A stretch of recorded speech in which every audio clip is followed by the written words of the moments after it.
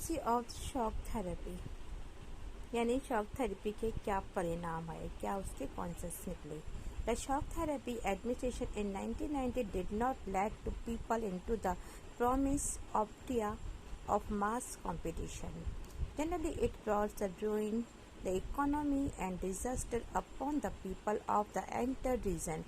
In Russia, the large state-controlled industrial complex almost closed as about 90% of its industries were put up for the sales to private individual and companies. Since the transactions individual companies, since the destruction was carried out through market force and not by government directly industrial policies. It led to the virtual disappearance of entire industries. This was called the largest garage sales in history. Its valuable industries were undeveloped and sold at throwaway prices. Those citizens were given voucher of the participate in the sale, and most citizens sold their voucher in the black market because they needed the money. Now shock therapy और उसके परिणाम। 1990 में अपनाई गई shock therapy जनता को उसके उपभोग करने और उसका आनंद तक नहीं ले सकी, क्योंकि उसने वादा किया था कि शॉक थेरेपी से पूरे क्षेत्र की इकोनॉमी तहस नहस हो गई और इस क्षेत्र की जनता को बर्बादी की मार झेलनी पड़ी। रशिया में पूरा का पूरा राज्य कंट्रोल में था, क्योंकि इंडस्ट्रियल जो था वो चरमरा गया था। लगभग 90% उद्योग या इंडस्ट्री जो कि प्राइवेट हैंड में थी, कंपनियों को भेज दिया गया, उनको सेल कर दिया गया, और इकोनॉमी ढांचा जो था उसका रिकंस्ट्रक्शन, क्योंकि गवर्नमेंट के द्वारा जो इकोनॉमी है या इंडस्ट्रीज है उसकी पॉलिसी की बजाय या मार्केट की ताकतें कर रही थी, बाजार के अंदर मार्केट में ताकतें या प्रेशर के द्वारा या पावर के द्वारा कर रही थी। इसलिए ये कदम सभी उद्योगों या इंडस्ट्रीज को मटियामीट करने वाला साबित हुआ। इसे ही इतिहास में गैराज सेल के नाम से जाना जाता है, क्योंकि ये इम्पोर्टेंट था, और इसकी इम्पोर्टेंस यही है कि इंडस्ट्रीज की जो कीमत थी कम करके आकी गई और उन्हें आने पौने दाम में बेच दिया गया। हालांकि इस बिक्री में या इस सेल के अंदर भाग लेने वाले सभी सिटीजन्स को एक राइट प्राप्त था। एक यहाँ पर इंडस्ट्रीज को एक वाउचर दिए गए थे, और वाउचर में ये था कि अधिकांश जितने भी सिटीजन है वे अपने अपने इस वाउचर को लेकर के आएंगे और ये उनके अधिकार पत्र थे। लेकिन अधिकांश ऐसे सिटीजन्स थे जिनके पास जो वाउचर थे, इन्होंने इनको ब्लैक मार्केट के अंदर और ब्लैक मार्केट के हाथों में बेच दिया था, क्योंकि उन्हें उस समय मनी की बहुत अधिक आवश्यकता थी। The value of the rouble, रूसी मुद्रा जिसको हम रूबल के नाम से जानते हैं, रशियन करेंसी कहलाती है। Resealing the dramatically the rate of interest was so high, the people lost all their saving, the collective their system and disintegration, leaving people without food security, and Russia started to import food. The real GDP of Russia in 1999 was below that what it was in 1989. The old training structure broke down with no alternative in its place.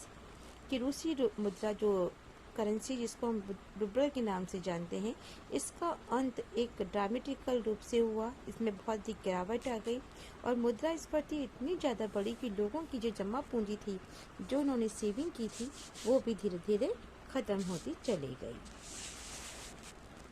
सामूहिक रूप से लोगों ने जो खेती करने का जो सिस्टम था वह भी ख़त्म हो गया था, समाप्त हो गया था, और लोगों ने फूड क्राइसिस, अब लोगों को अब खाद्यान्न की सुरक्षा मौजूद नहीं रही, यानी यहाँ पे फूड क्राइसिस स्टार्ट हो गया।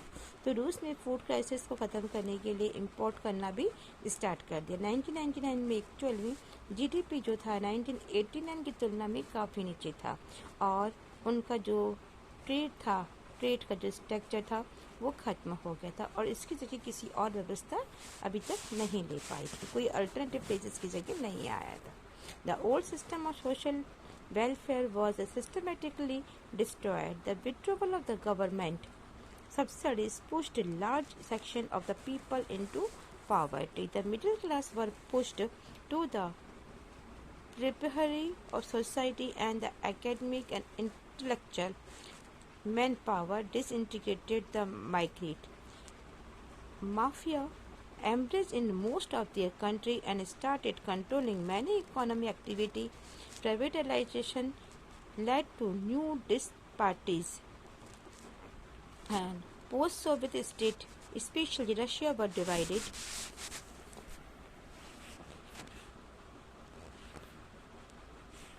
between the rich and the poor region. Unlike the earlier system, there was not great economy inequality between people. अब कह रहे हैं जो सामूहिक प्रणाली थी वो ख़त्म हो चुकी थी और 1989 के अंदर जीडीपी जो था वो भी ख़त्म हो गया था। वेलफेयर के लिए पुरानी व्यवस्था वो ख़त्म हो गई थी। गवर्नमेंट के द्वारा जो रियायतें दी गई थी उसके खात्मे के कारण भी अधिकतर लोग गरीबी में पड़ गए।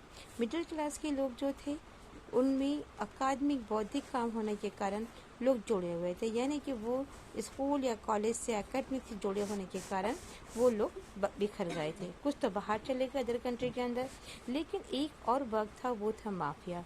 तो माफिया लोगों ने अधिकतर उन इकोनॉमी एक्टिविटी में को अपने कंट्रोल में ले लिया और जो प्राइवेट थी उसमें अनइक्वलिटी को जन्म दिया। तो पूर्व ईस्ट यूरोप यूएसएसआर में वो शामिल गणराज्य जो कि रिपब्लिक है, खास रूप से रूस के अंदर अमीर लोग अमीर होते गए, गरीब लोग और अधिक गरीब होते रहे। उनके बीच में जो डिवीज़न था पहले से अधिक हो गया था। ये सिस्टम जो था एक दूसरे के अपोजिट था। ये निर्धन और धनी के बीच में बहुत अधिक गहरी इकोनॉमी अनइक्वालिटी सामने आ गई थी। Most of this the economy specially Russia started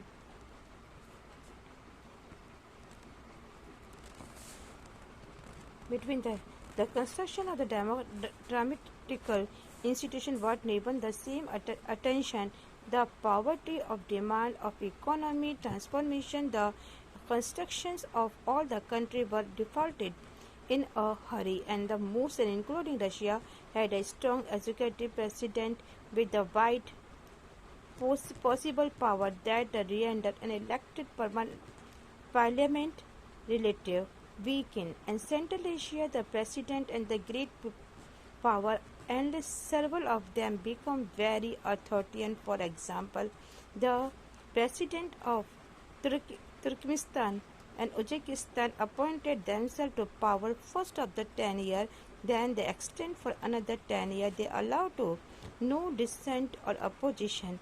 A judicial culture and independence of the judiciary was yet to be stabilized in most of these country.